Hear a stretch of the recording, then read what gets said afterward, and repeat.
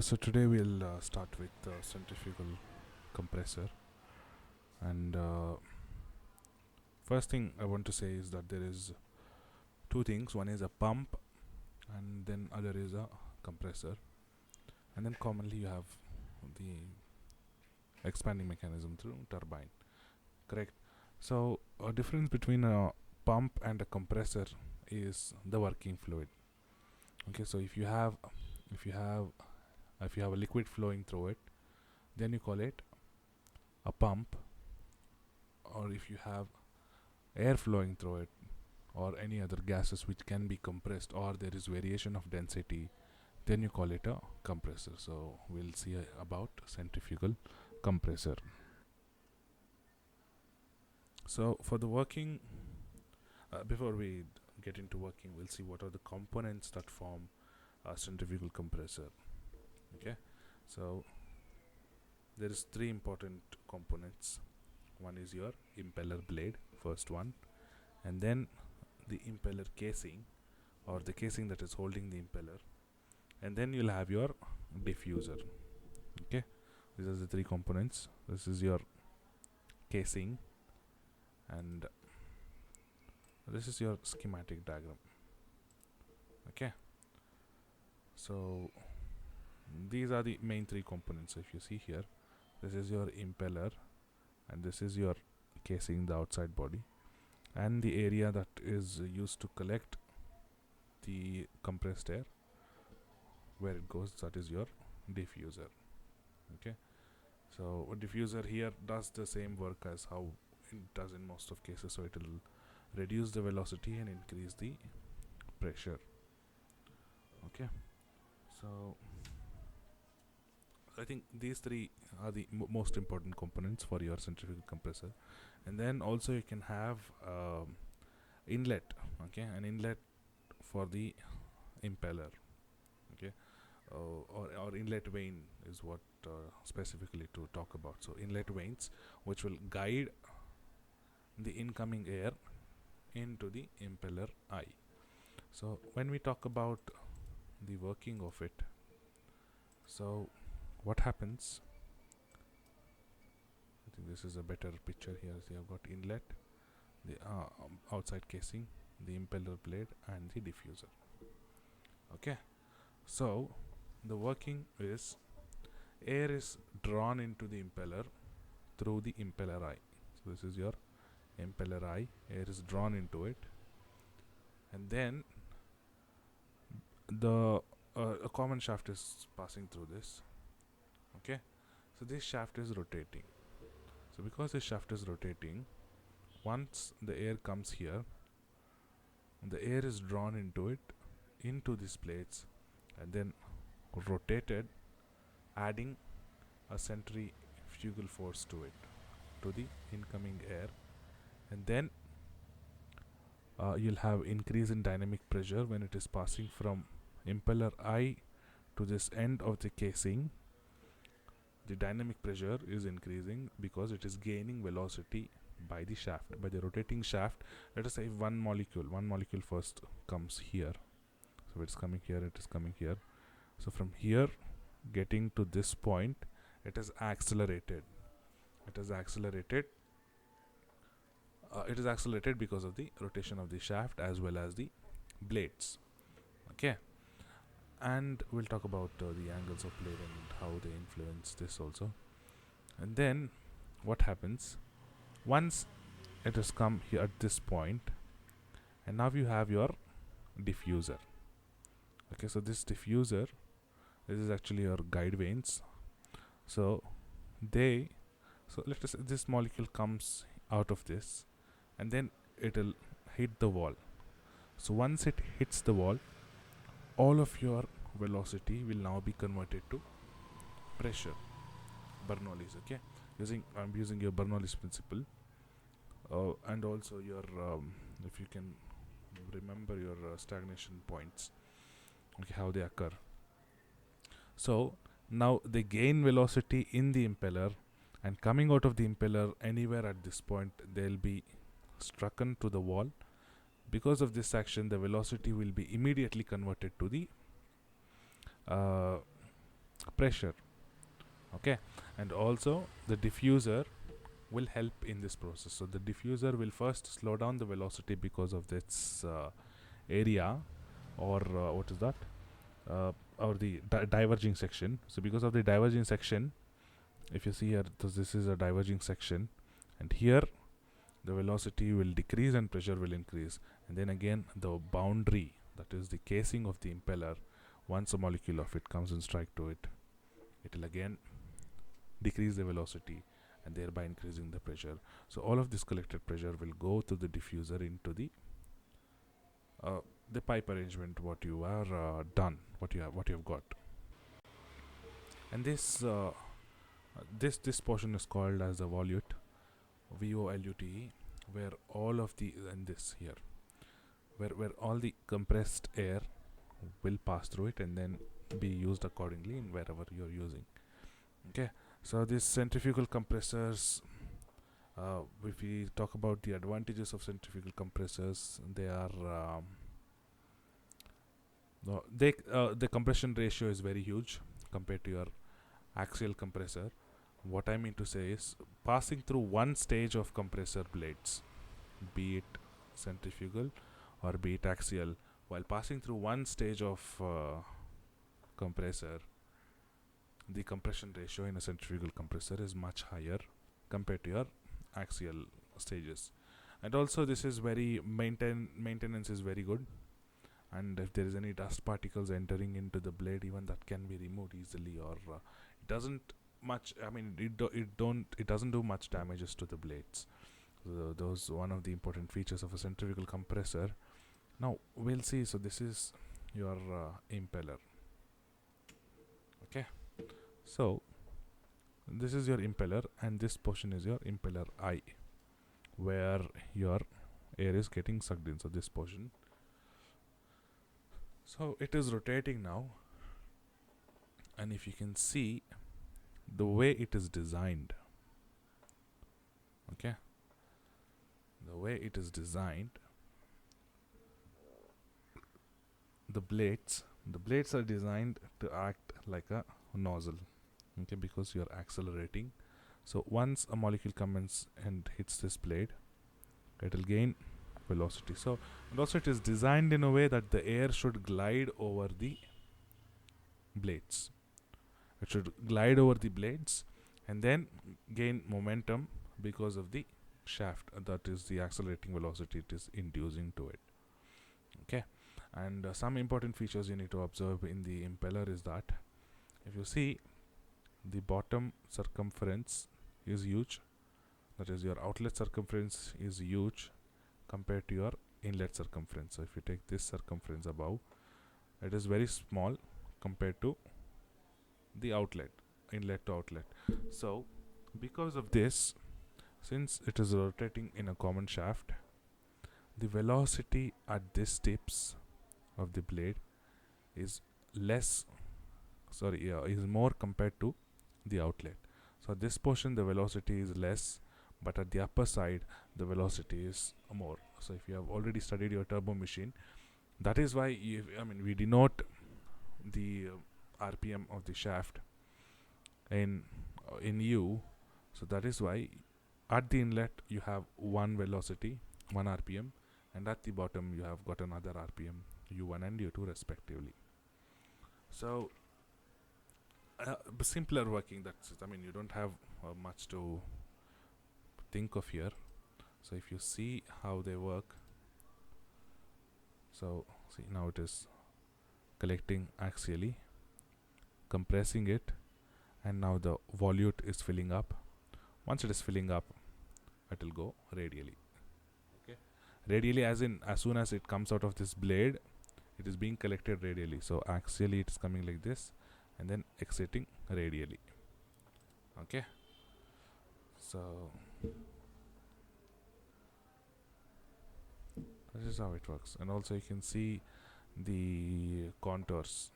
So to define temperature, I think this is a temperature contour. So temperature, or even if you take pressure also, pressure is also agreeing with this, pressure and temperature. So both increase, so which is very less in the beginning, it goes to the impeller eye because the blade is pushing it, and now once it touches the casing, it will get converted to high pressure. And even density variation, because this is a compressor, density will change for sure, whereas a pump, where the working fluid is sort of liquid, I mean it is liquid, so therefore those are the two main differences between a pump, a hydraulic pump, that is why you have how you call it hydraulic pumps. This is just a compressor, that is your air compressor.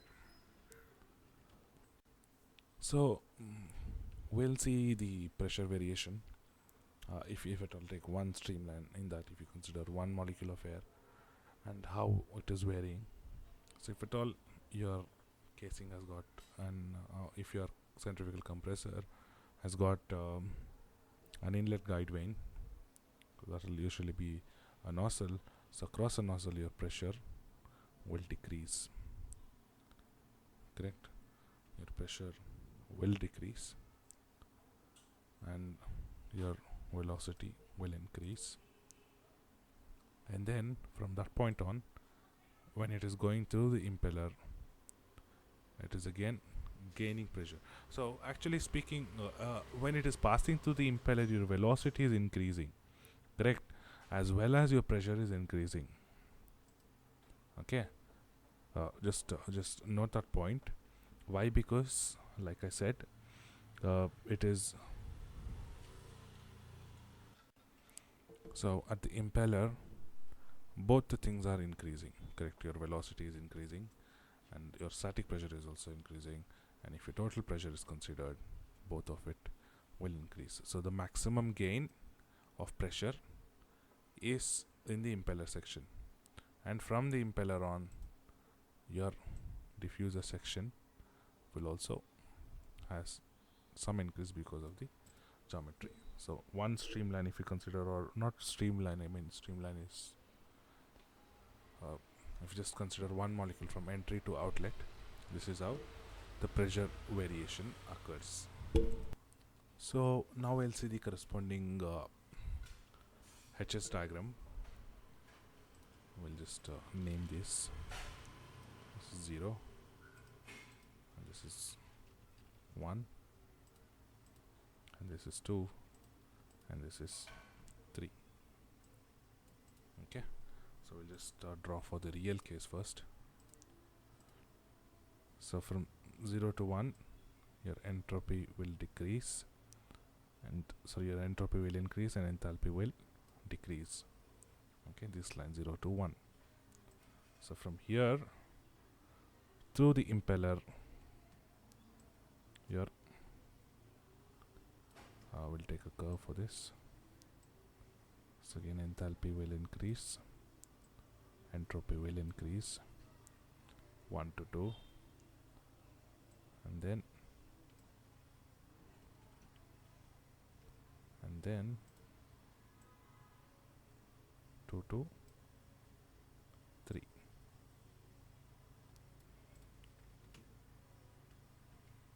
I'll just draw one straight line here and then show you guys.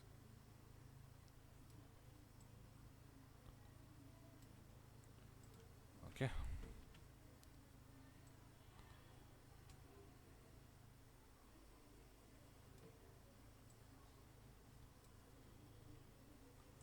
And this is the corresponding stagnation enthalpy. I'll just show it in a different line.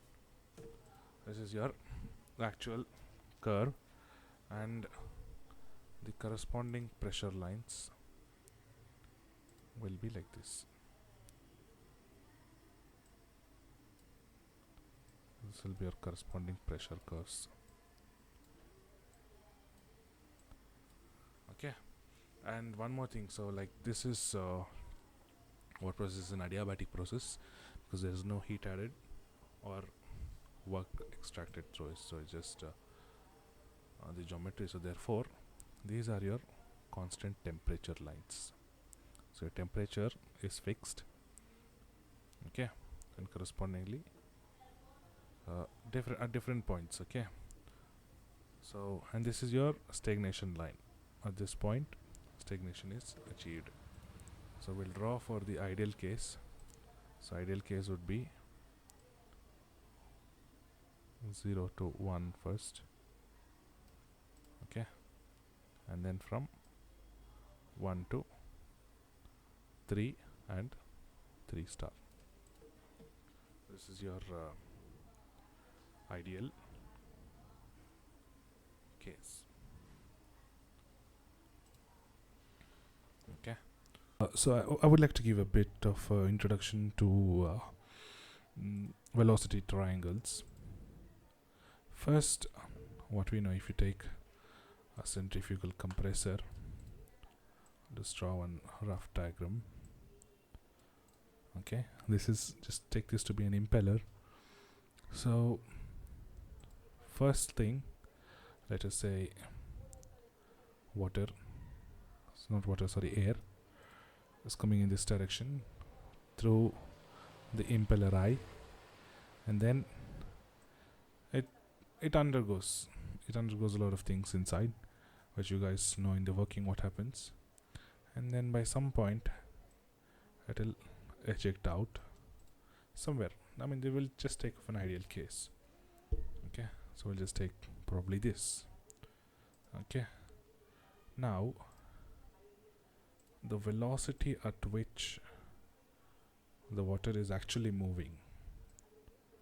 Okay, so if you take, that is your absolute velocity, v1 and v2, when it is exiting out of the impeller.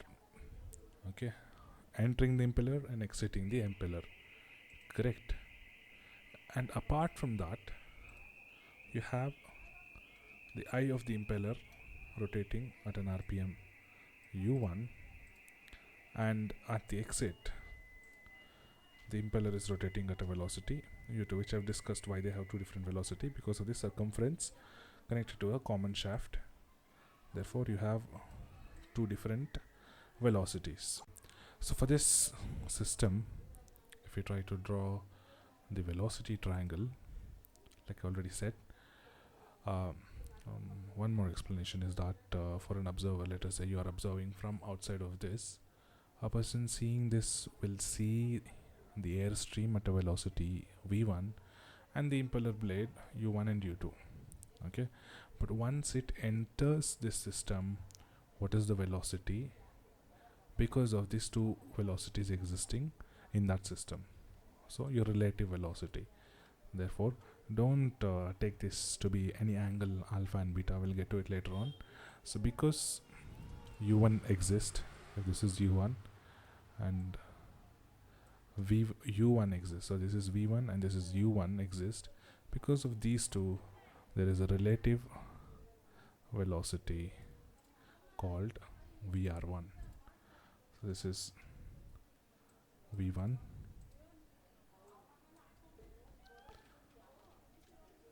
u1, it's actually small letter, vr1 for the inlet. I mean, don't take alpha beta into account right now, just know this, because u1 exists and v1 exists and u1 exists, and once you see it in the system, there should exist as vr1. Okay, so now, so this is a rotating system. Okay, so if you take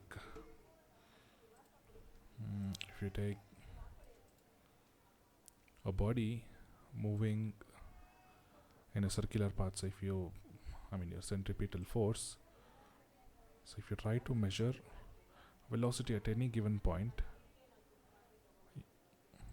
you can measure the vectorial velocity to be the tangential velocity.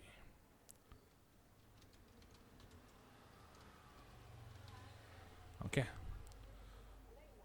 body revolving in a circle, whereas for this system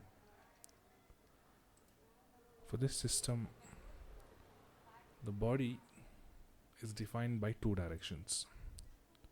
So for, let us take the graph to be like this. Okay, once, I mean, for the whole system, if you take V1 as your main direction, okay, like I said, this is a rotating system as well as a three-dimensional system. So you'll have two quantities, that is your tangential velocity as well as your axial or radial velocity. So for that, you'll have two components for this too. Okay, so for this, the tangential velocity, you take it as V F1, and the radial velocity, you take it as V W VW1. Okay, so if you understand this concept, you can easily draw your velocity triangles for any given conditions. Okay, for the velocities u1 and v1, the resultant, the relative velocity, not the relative, for the absolute velocity v1 and u1, the relative velocity is given as vr1, and because it's a rotating system, rotary machine, v1 will be subjected to two different velocities.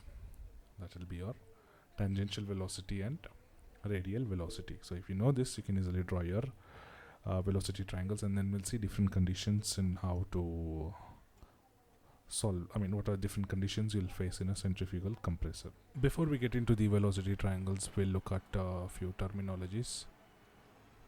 Okay, so first one is your V, in and out, which is called absolute velocity, and next is your U,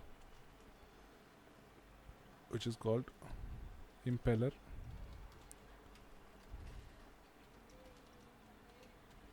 blade velocity at 1 and 2. Okay, and then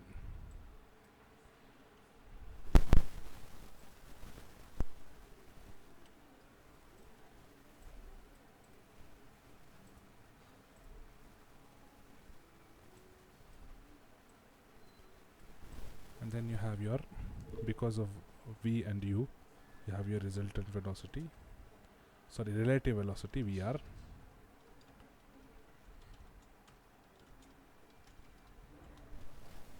okay, and then next, because of V, the two other components, tangential and radial, tangential velocity and radial velocity is VW. Okay, we also call this axial. Okay, so these are the terminologies or the naming what you give, which you must be very good with. Draw the inlet, velocity triangles, one at inlet and one at outlet, but even in those there are variations. We'll see all of it. Inlet velocity triangles. Okay, so in inlet you have got two conditions. First one is without guide vane. Okay, so guide vanes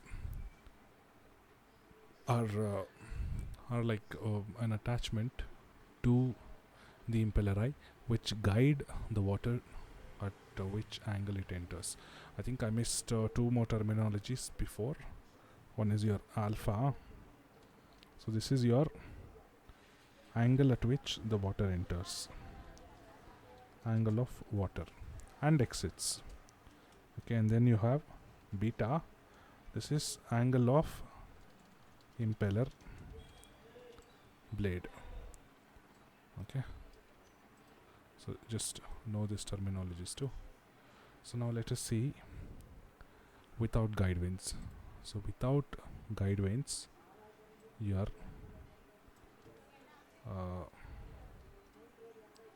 sorry, I'm using the word water here. I think I probably said it already. Don't confuse it. Water and air. The last time I took hydraulic compressors, so therefore I'm confused. I'm not able to forget it. So this is the angle at which air enters the compressor. Without a guide vane, it is absolutely at 90 degrees. So therefore alpha is 90. Okay, and then it will meet U at this point. So to avoid confusion, I'll shift my U to here. Okay, so this is of absolute velocity V1 and this is U1. So because of these two components, there is one more component, that is your relative velocity. So let me name it V1, U1, and relative velocity VR1. Okay, and this angle is alpha, and these two meet at beta. Okay, so now we'll have to draw the other two components for V1, which is your tangential and radial. So since it is entering directly at 90 degree, your tangential component, that is Vf1, is equal to 0.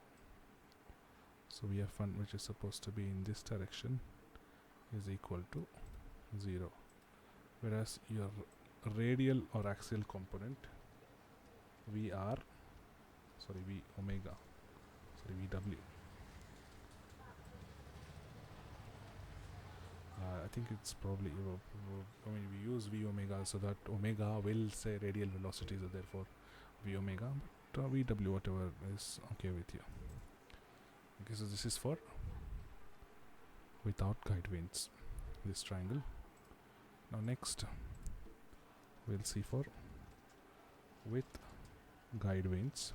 So guide vanes meaning alpha is now given a different angle, and the angle is such that when the water enters, it just directly enters into the blade, so therefore beta will become 90.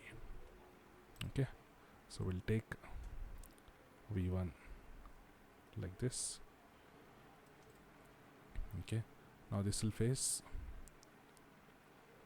U, which is again should have been here, but convenience I'll write here, and then because of these two components you have your V. Okay, and you have your U1, then you have your V1 like this. And like I said, with guide vanes, alpha is no more 90, so therefore alpha will have something, but beta will enter directly, the water will enter directly into beta, so therefore beta will now become 90. The relative angle between the water entering and the blade angle is 90. Okay, so now the other two components of V1, which is tangential and radial, so therefore your tangential velocity is in this direction, therefore it becomes equal to Vf1. Okay, and radial will now be equal to VR1. So these are the two triangles what you can have at inlet of axial flow compressors. Okay, now we'll see at outlet.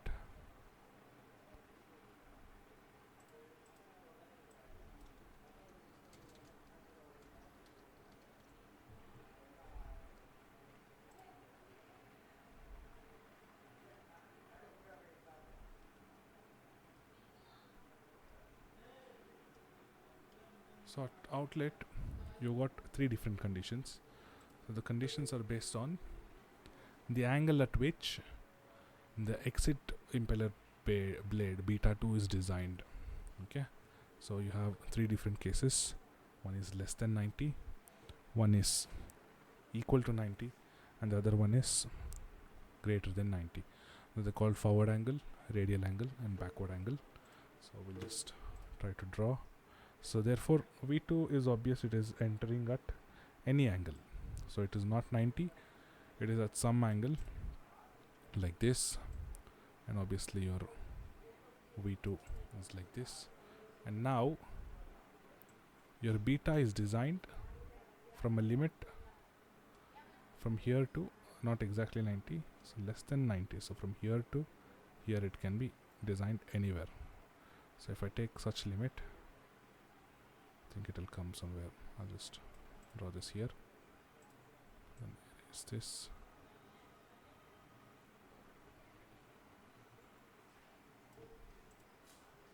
Okay. Now this is your beta.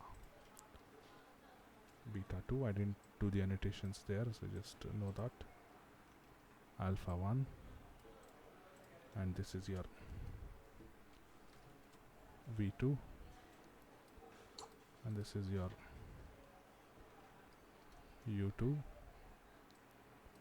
and this is your VR2, your relative velocity. Correct. But V2 will have again two components, tangential and radial. So what you do at the end of it, you just drop one perpendicular. Okay. And now from this point you have to draw another, so you have to extend this line. Okay. So this distance from this point to this point, I'll just draw it in red. Okay, and this line from this point to this point.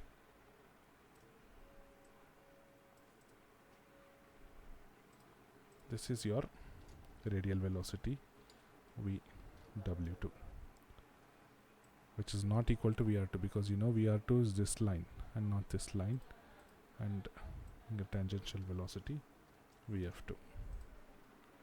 So this is for beta less than 90. Correct. So this is less than 90, this angle from here to here. Okay.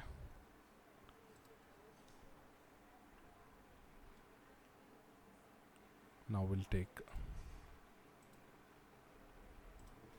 for beta equal to 90.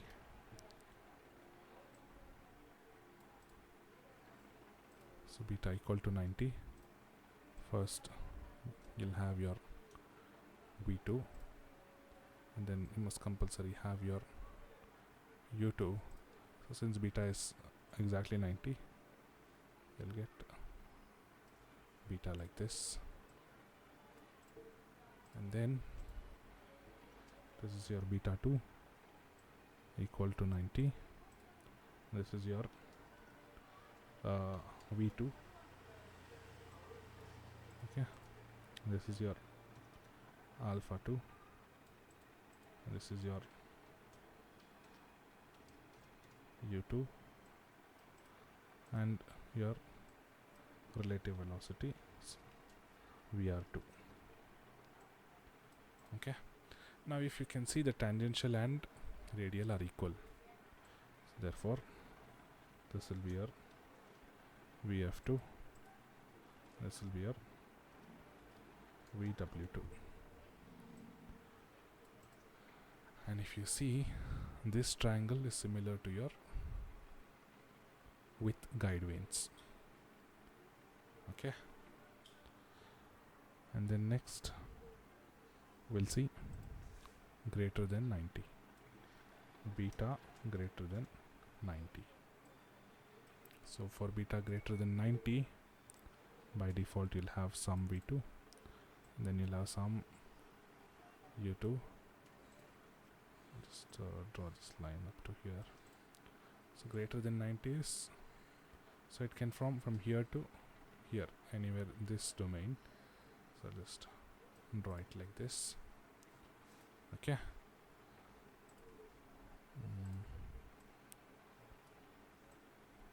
V2, beta 2,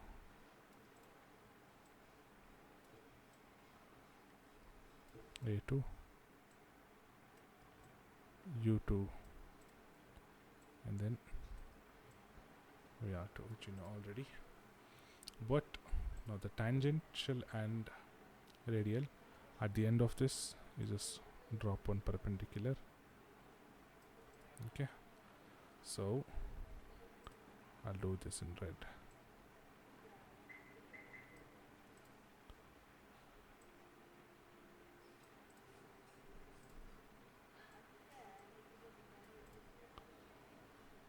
So your tangential is now, so your radial is VW2 here, and your tangential is VF2 here. So these are the triangles that you have. This is your basic triangles. I think I've done one mistake, that is this is your beta greater than 90, beta greater than 90, and this is your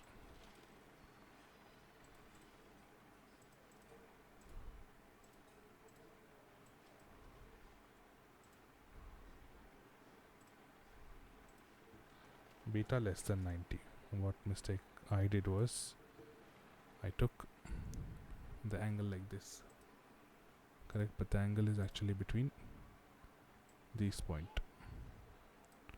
Okay, so it will be from, so it is 0, 90 and greater than 90. So again here it is from here.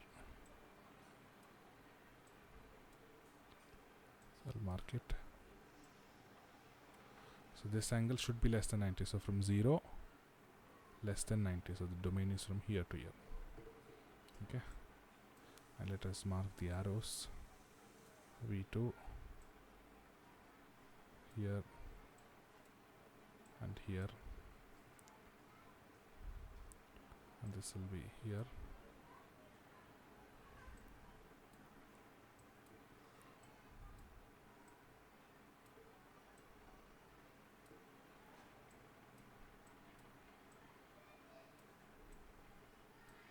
Okay, this is about your velocity triangles. Sorry for this, but just know that these are the triangles, and even how you got it is just simple. Any diagram you take for V2 and U2, you'll have relative velocity, that is VR2 with the angle beta 2, and for V2 you have two more triangles, that is VW2 and VF2.